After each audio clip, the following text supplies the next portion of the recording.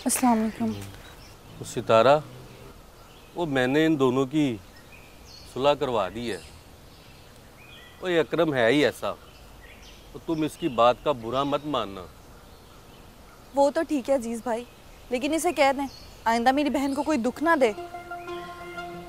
वरना क्या करेगी है? मेरे मुंह ना ही लग तू। क्यों? वो अच्छा, लड़ाई मत करो। और ये बताओ चाचा कहाँ हैं? और मेरी फ्लाइट का टाइम हो रहा है। अजीज भाई, वो अम्मा अब्बा आते ही होंगे। बासु को भेजा है मैंने बुलाने, जब तक तुसी के चाप लियो। क्या हुआ है? और ये क्या तमाशा बनाया हुआ तेरे घर वालों ने? क्यों? अब क्या किया है मेरे घर वालों ने? आजाद का बच्चा आज फिर आया हुआ था। एक बात तो बता मुझे, तू आजाद से इतना चिढ़ता क्यों है आखिर?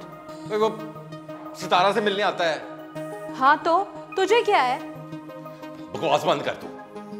नहीं मुझे बता, अगर वो उससे मिलने आता भी है तो तुझे क्या फर्क पड़ता है? तू क्यों इतना चिढ़ता है? जानना चाहती है? हाँ बता मुझे।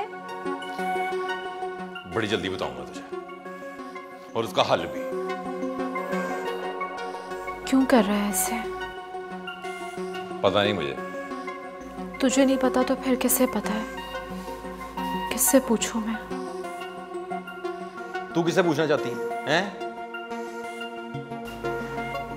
तुझसे। बता दिए मैंने। कोई गलती हुई है मुझसे? ओ नहीं। देख अकरम, मैंने जब से ख्वाब देखे हैं ना, सिर्फ तुझे सजाया है अपनी आंखों में। कभी किसी की तरफ एक पल के लिए भी नजर भर के नहीं देखा। और तू मेरी मोहब्बत का ये जवाब दे रहा है?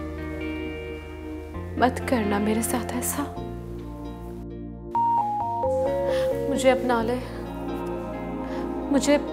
मुझे अपने कदमों की धूल बना ले, ना कि गलियों की। वो जा मर्जी की धूल बन। अजाब बना दी मेरी जिंदगी।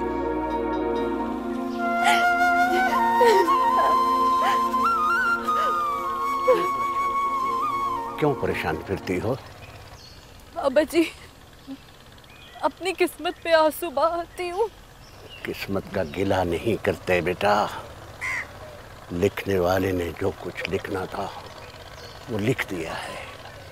तुम्हें भी किसी मकसद के साथ भेजा गया है।